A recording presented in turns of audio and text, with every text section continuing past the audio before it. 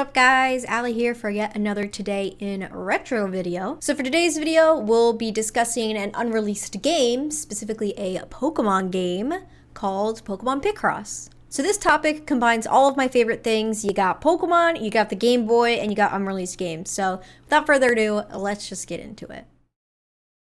So what prompted this video was a huge leak of a bunch of Game Boy ROMs back in the beginning of September. So Pokemon Picross was in this leak, and it is an unreleased game for the Game Boy that was initially announced in Japanese gaming magazines back in spring of 1999.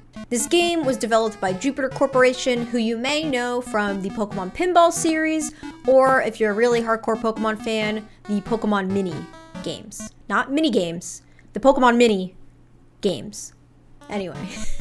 So interestingly enough, while this game did not end up getting released, there actually were some Pokemon Picross puzzles on the Super Famicom title called Picross MP Volume 1. For those not familiar, this game was also developed by Jupiter Corporation and was exclusively available via the now defunct Nintendo Power service in Japan. Basically what the service was is that you could buy a blank Super Famicom cartridge or a blank Game Boy cartridge, and you would go to Lawson's in Japan and you can go to this machine and get games on your blank cartridges. And these would be for cheaper than retail price. This service ended up being discontinued on February 28th, 2007.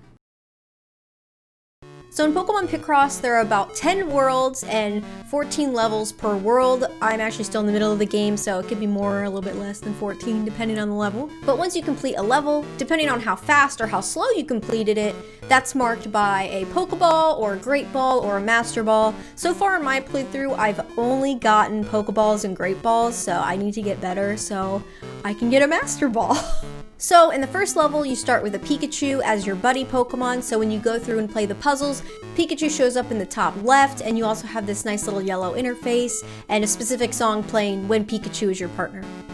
But as you go through the levels, you can catch more Pokemon, and in turn, if you switch out your partner Pokemon, you can change the song and the UI and the colors and what buddy Pokemon you have in the top left of the screen, which I think is really cute and really adorable, and I'm obsessed with it. So the other Pokemon you can catch in this game are Bulbasaur, Charmander, Squirtle, Jigglypuff, and Clefairy. Also, before you start the full game, there is a tutorial level with Misty guiding you through the different levels, and it's a really neat addition, I think. Lastly, this game also had Game Boy printer functionality as well as Super Game Boy support, and it had its own cool little border. So the big question that I have, and what probably some of you guys are wondering, is why did this game not get released? As I previously mentioned, this game was shown in Japanese gaming magazines in spring of 1999, specifically Koro in April and May of 1999. Assuming at this point the game was almost done or completed at this point, keep in mind that later in the year the successor to the Game Boy Color was announced at Nintendo Space World, which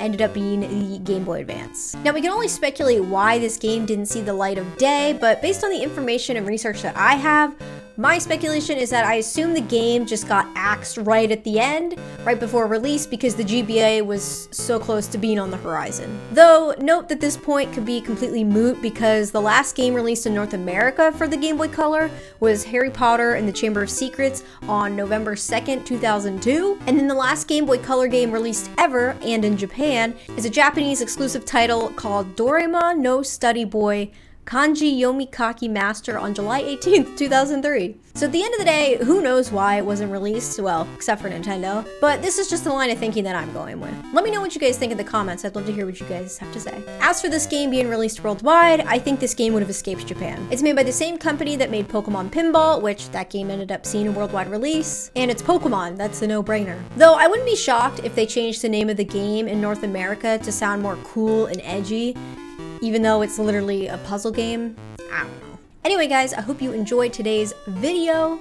Make sure to like, comment, subscribe. It helps out my channel a lot. Make sure to check out my Twitch channel. I stream every day at 6 p.m. Eastern. I stream a lot of Nintendo games, Pokemon, retro games, all that kind of stuff. Also too, if you want to support my YouTube videos, check out my Patreon. Got a lot of really cool perks over there. And yeah, I hope you guys have a good day, and I'll see you for the next one. Bye!